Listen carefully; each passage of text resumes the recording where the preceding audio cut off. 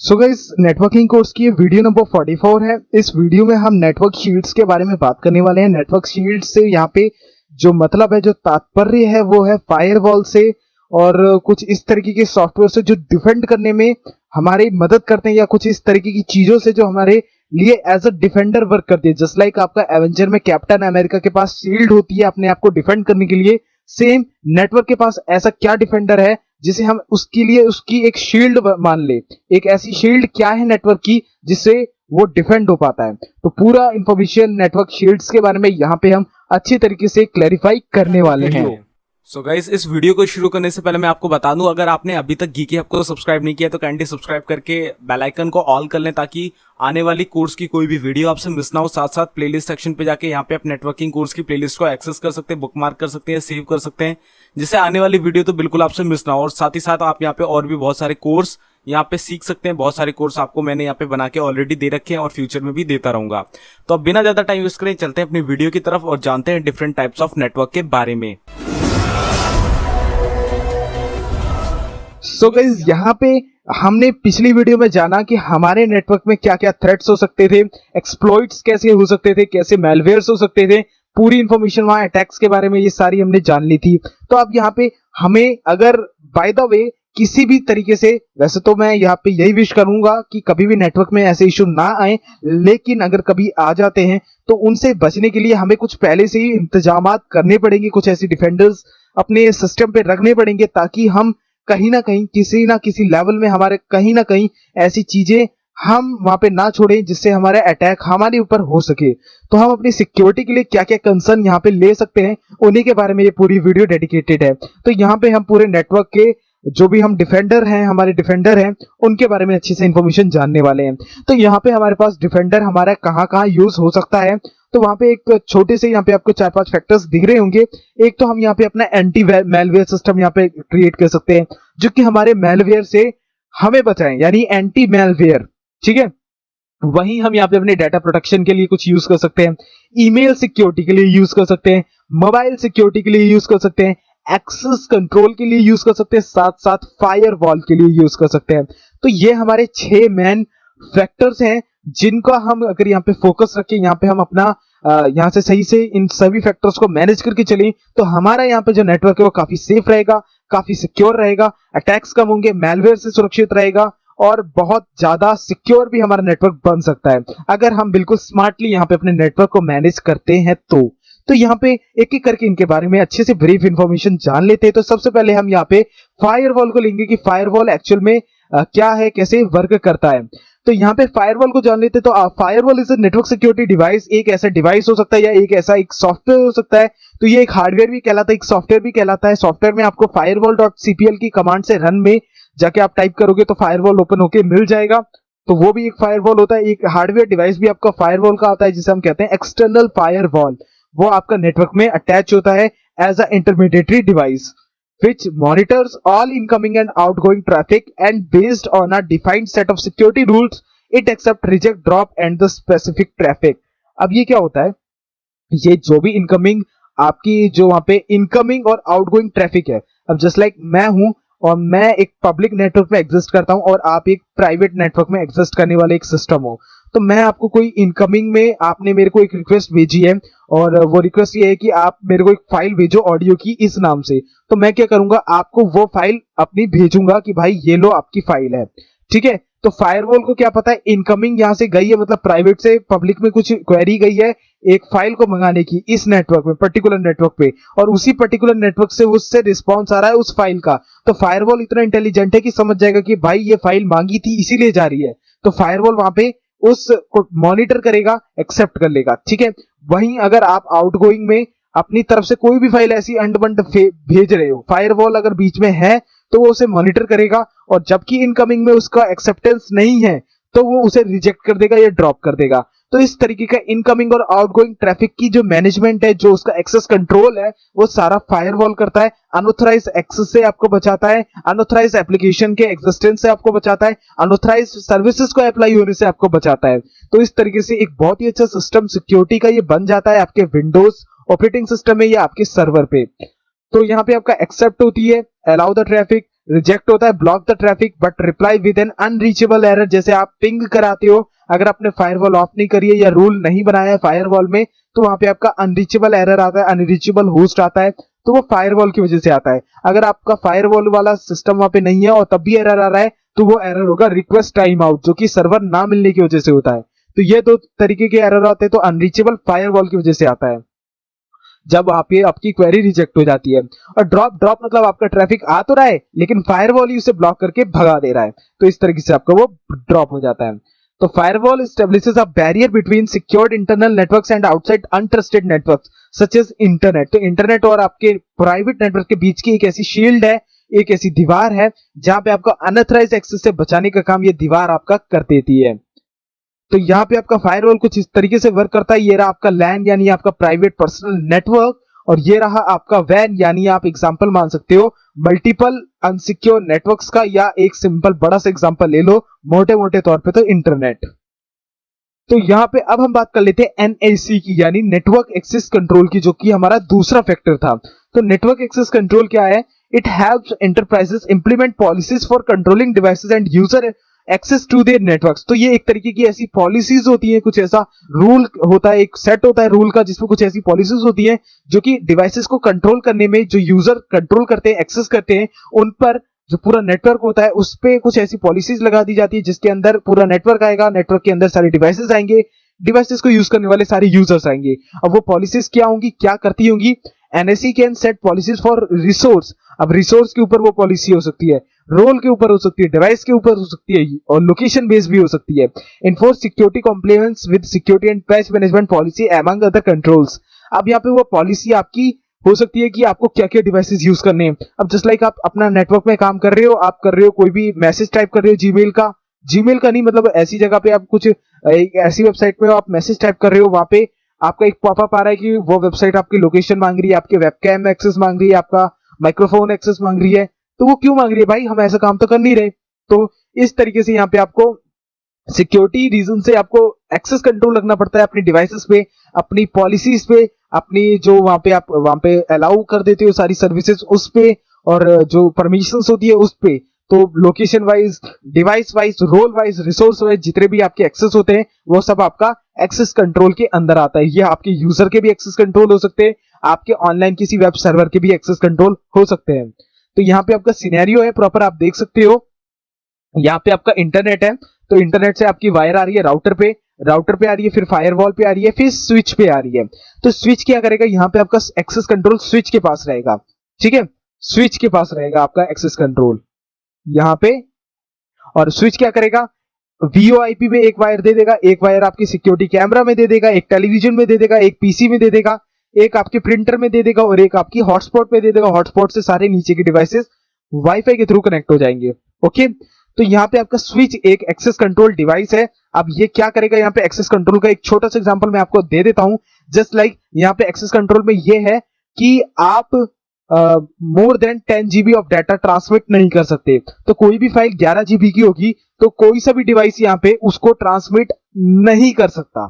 तो इस तरीके से आप यहाँ पे एक्सेस कंट्रोल लगा सकते हैं। साथ ही साथ यहाँ पे आप, जैसे ये प्रिंटर है, प्रिंटर यहाँ पे रखा है, तो आप प्रिंटर में यहाँ पे एक एक्सेस कंट्रोल में एक पॉलिसी लगा दोगे कि जितने भी वायरलेस डिवाइसेस है वो इस प्रिंटर को इस्तेमाल नहीं कर सकते। तो प्रिंटर यहाँ पे एक्सेस कंट्रोल से कनेक्ट है, यानी एक्सेस कंट्रोल में यहाँ पे आपकी वो पॉलिसी अप्लाई हो जाएगी कि यहाँ से जो भी यहाँ पे इनकमिंग रिक्वेस्ट होंगी उन्हें एक्सेप्ट ही नहीं करना प्रिंटर वाली, ठीक है। तो इस मोबाइल फोन से कहीं से भी कोई भी रिक्वेस्ट भेजी जाएगी, यहां तक पहुंचेगी, इसके बाद यहां तक पहुंचेगी, लेकिन इसके बाद नहीं आगे फॉरवर्ड होगी, बिकॉज यहाँ पे इस चैनल को ही अनलॉक ब्लॉक कर दिया जाएगा प्रिंटर के लिए, प्रिंटर की रिक्वेस्ट के लिए पॉलिसी की मदद से। तो इस तरीके से पूरा एक्सेस कंट्रोल यहाँ पे वर्क करता है।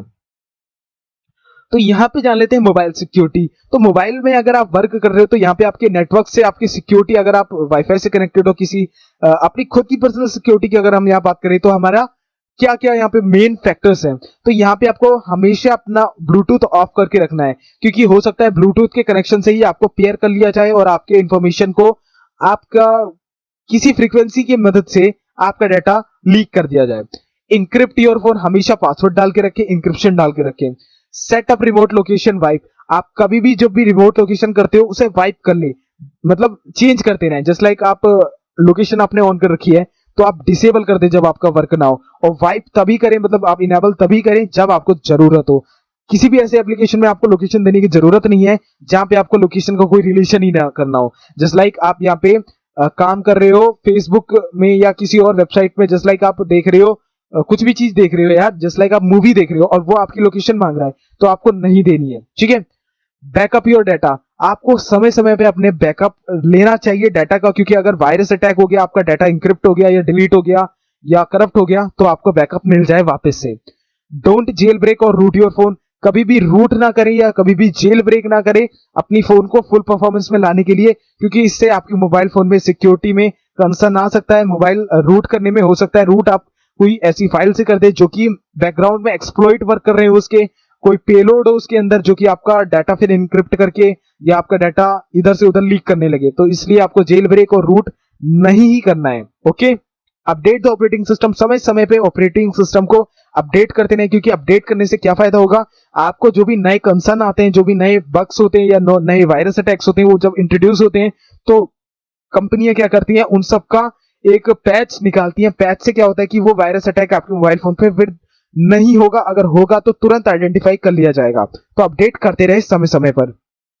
डाउनलोड एंटीवायरस या एंटी मैलवेयर, तो एक एंटी मैलवेयर सॉफ्टवेयर आप परचेज करके अपने फोन में इंस्टॉल कर सकते हैं अगर आप ज्यादा ही इंटरनेट में इधर उधर की ऐसी वेबसाइट्स पे जाते हैं जो कि अनसिक्योर हो सकती है। तो इससे आपको एक सिक्योरिटी, अच्छी सिक्योरिटी प्रोवाइड हो जाएगी। या कुछ ऐसे एप्लीकेशन आप इंस्टॉल करते हो जो कि अनसिक्योर है या अनसिक्योर जगह से आप इंस्टॉल करते हो, तो anti malware software is mandatory for you. Use public wifi with caution, आप पब्लिक वाईफाई वहां पे यूज कर रहे हो तो आप एक वीपीएन इंस्टॉल करने के बाद ही वाईफाई का इस्तेमाल करें, क्योंकि कई बार होता है कि पब्लिक वाईफाई में आपका जो डाटा है वो लीक होने की बहुत ज्यादा प्रोबेबिलिटी होती है। जस्ट लाइक आपने सुना होगा जो आपके जो मॉल्स में वाईफाई होते हैं वहां से आपका डाटा भी लीक हो जाता है कई बार। तो इस तरीके से वहां पे आपको बिल्कुल कंसर्न होकर एक वीपीएन इंस्टॉल करके रखना है और तब आपको वाईफाई से कनेक्ट करना है। सो यहाँ पे इन सबका अल्टीमेट सॉल्यूशन क्या है, एक मोबाइल सिक्योरिटी सॉफ्टवेयर जो कि आपको क्विक हील का मिल जाएगा, कैस्पर स्काई का मिल जाएगा, जो कि बहुत ही अच्छे होते हैं। आप इसको परचेज करके अपने मोबाइल डिवाइस पे इंस्टॉल कर लोगे तो आपको जो भी कंसर्न देखने को मिलेगा तो उसमें अलर्ट मिल जाएगा आपको सॉफ्टवेयर में ही कि आप यहाँ पे इस ऐप को इंस्टॉल ना करें, इस वेबसाइट को विजिट ना करें, ये डेंजरस हो सकती है। तो इस तरीके से यहाँ पे आपको एक कंसर्न, एक हेल्पफुल यहाँ पे आपको एडवांटेज यहाँ पे ये सॉफ्टवेयर मोबाइल सिक्योरिटी का दे देगा, तो आप इसे परचेज कर सकते हो। सो अब यहाँ पे हम बात कर लेते हैं ईमेल सिक्योरिटी की। अगर हम ईमेल से रिलेटेड कोई नेटवर्क सिक्योरिटी की बात कर रहे हैं, जैसे ऑर्गेनाइजेशन में आउटलुक चल रहा है, तो आउटलुक में क्या क्या हम यहाँ पे ईमेल सिक्योरिटी पे हम क्या क्या वहां पे एडवांटेजेस ले सकते हैं या क्या क्या हम प्रिकॉशंस बरत सकते हैं। तो यहाँ पे आपके 10 टाइप के वहां पे थ्रेट्स आ सकते हैं ईमेल में। एक होता है आपका स्पैम, मतलब आपको हॉलीडेज की वहां पे वो आ रही है कि क्लिक करो और आपका हॉलीडे बुक हो जाएगा फ्री में, तो इस तरीके की आपकी स्पैम होती है, आपकी फिशिंग अटैक से रिलेटेड सारी चीजें होती हैं, ठीक है। तो फिशिंग अटैक से नहीं, मतलब स्पैम मतलब ऐसा करा जाता है कि स्पैम करने से क्या मतलब है, एक आपको कुछ ऐसी लालच दिया जाता है जिसमें अगर आप फंस गए तो आपका आपसे अमाउंट मांगेंगे, पैसा मांगेंगे, तो वहां पे आप मतलब फंस जाओगे, इस तरीके की चीजें स्पैम, ओके। वायरसेस आपके इंस्टॉल आ सकते हैं। आपको भी कोई भी अटैचमेंट आपको अननोन सोर्स से जो आ रही है उन्हें इंस्टॉल या डाउनलोड नहीं करना है आपके मेल के थ्रू, नहीं तो हो सकता है आपकी ईमेल वहां पे हैक हो जाए या आपका डाटा लीक हो जाए। ईमेल स्पूफिंग ईमेल मतलब आपकी जो क्रेडेंशियल्स होते हैं, जो आपकी ईमेल के जो पासवर्ड होता है, आपका यूजर नेम होता है, ईमेल होती है, वो सब आपकी स्पूफ कर ली जाए, आपके पैकेट्स या उसकी कुकीज स्पूफ कर ली जाए, चुरा ली जाए, तो उस चीज से बचना है। कोई भी अनवांटेड या अनमेलिशियस जो आपकी मेल्स होती हैं, ईमेल्स होती हैं, लिंक्स होती हैं, उनको क्लिक कभी भी आपको नहीं करना है, ठीक है। Phishing attack, fake login page पे तो बिल्कुल भी क्रेडेंशियल अपने नहीं एंटर करने हैं।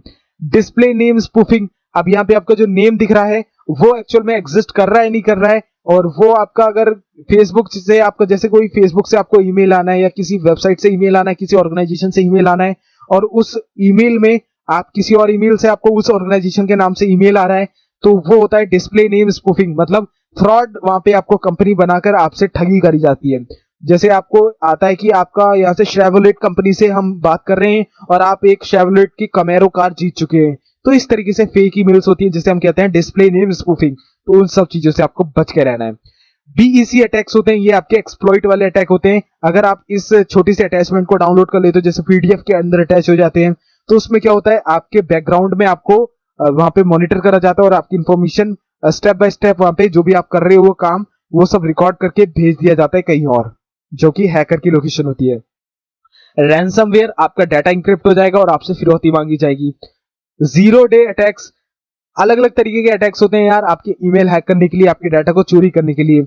अकाउंट टेक ओवर, आपके अकाउंट को टेक ओवर कर लिया जाएगा, मतलब आपका पासवर्ड तक चेंज कर दिया जाएगा, बाईपास, आपका क्या कहते हैं उसे, जो एरोप्लेन में करा जाता है, हाईजैक कर ली जाएगी आपकी ईमेल। तो इस तरीके से बहुत सारे अटैक्स होते हैं। की लॉगर्स गाइस, ये बहुत ज्यादा यहाँ पे फैसिनेटिंग टॉपिक है। की लॉगर, अब की लॉगर क्या चीज है? की लॉगर एक ऐसा सॉफ्टवेयर है जो कि अगर आपके सॉफ्टवेयर वो इंस्टॉल हो जाए तो आप एक एक जो बटन दबा रहे हो, एक एक जो स्ट्रोक कर रहे हो कीबोर्ड में, एक एक माउस क्लिक कर रहे हो, सब कुछ रिकॉर्ड होता चला जाएगा। और अगर उसमें कॉन्फ़िगरेशन ऐसी है कि एक ईमेल में पर्टिकुलर टाइम के बाद वो सेंड करता रहे, वो सारे लॉग्स, वो सारे जो भी रिकॉर्ड्स हैं, वो अपने आप ही वो आपके रिकॉर्ड कर करके सेंड करता रहेगा हैकर को। तो इस तरीके का ये की लॉगर सॉफ्टवेयर होता है। तो ये आपके 10 मेजर ईमेल थ्रेड्स होते हैं जो कि जिनको आपको फोकस करके चलना है। कोई भी मैलिशियस आपको सॉफ्टवेयर इंस्टॉल नहीं करना, लिंक से कोई भी अटैचमेंट डाउनलोड नहीं करनी, किसी भी लिंक पे ऐसी नहीं जाना जो कि अनवांटेड है। तो इन सब चीजों से बच के रहना है। स्पैम में आपको अनवांटेड चीजों को डालते रहना है, स्पैम आपका एक फोल्डर होता है या ब्लॉक कर देना है। तो इन सब चीजों से आप बिल्कुल सेफ रह सकते हो, बचे रह सकते हो। सो इनका भी एक अल्टीमेट सिक्योरिटी यहाँ पे आपको मिल जाती है, एक अल्टीमेट सॉल्यूशन मिल जाता है जिसे कहते हैं हम इंटरनेट सिक्योरिटी। अभी मैंने आपको पिछली स्लाइड में दिखाया था एंटी मेलवेयर सिक्योरिटी, जिसे हम एंटीवायरस भी कह सकते हैं मोबाइल डिवाइस का। और अब यहाँ पे आपको मैं बता रहा हूँ कैस्पर्स का इंटरनेट सिक्योरिटी, जिसमें आपको इंटरनेट से रिलेटेड सारी सिक्योरिटी मिल जाती है। कोई भी स्पैम आता है ये अलग से ही आपको उसका नोटिफिकेशन दे देता है कि यहाँ पे आपको नहीं जाना है, ये एक फ्रॉड चीज है। इस तरीके से ये आपको इंटरनेट सिक्योरिटी प्रोवाइड हो जाती है। ये भी बहुत अच्छी ब्रांड की है, कैस्पर्स का है। और आप इसमें क्विक हील की भी ले सकते हो, और भी बहुत सारे यार आते हैं एंटीवायरस, आप उनके भी ले सकते हो, लेकिन बेटर आपको कैस्पर्स का है और आपको क्विक हील ही मिलेगा, नॉर्टन भी मिल जाएगा, ठीक है। तो यहाँ पे अब आता है हमारे पास डाटा प्रोटेक्शन। तो डाटा सिक्योरिटी आज की डेट पे सबसे इंपॉर्टेंट चीज है। डाटा सबसे ज्यादा प्रीशियस चीज है आज के वर्ल्ड में। आज के वर्ल्ड में डाटा से बड़ा कुछ भी नहीं है, सोना भी नहीं, ठीक है। Data security is the process of protecting files, databases and accounts on a network. अब एक नेटवर्क है तो उसमें सर्वर होगा तो डाटा होगा, डाटा होगा तो डेटाबेसेस होंगे, फाइल्स होंगी, अकाउंट नेम होंगे, अकाउंट नंबर्स होंगे, ये सब चीजें होती हैं।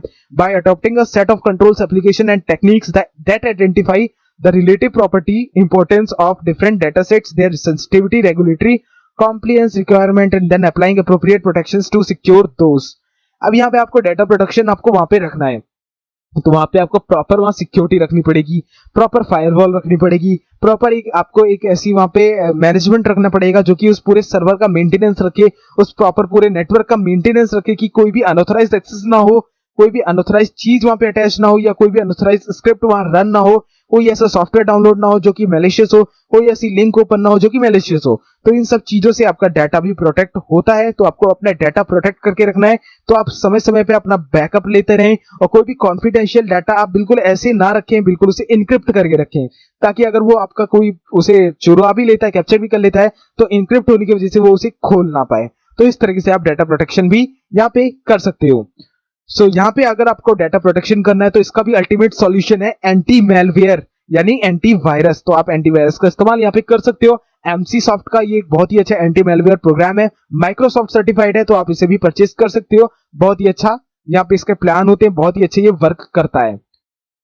सो I hope guys you got the point of the video. इस वीडियो में दी गई इंफॉर्मेशन एंड आपकी जो नेटवर्क की शील्ड्स होती है उनके बारे में आपको क्लियर हुई होगी, एक अच्छा विजन मिला होगा इन शील्ड्स के रिलेटेड। तो मैं यही आशा करता हूं कि अगर थोड़ी सी भी नॉलेज मिली है तो इस वीडियो को एक लाइक कर देना। कोई भी कमेंट हो, सुझाव हो, क्वेश्चन हो, नीचे कमेंट कर देना।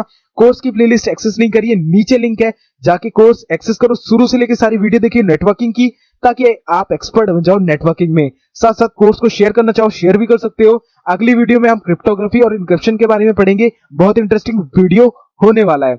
सो गाइज हम मिलते हैं अगली वीडियो में, तब तक के लिए goodbye, take care, stay healthy and Jai Hind.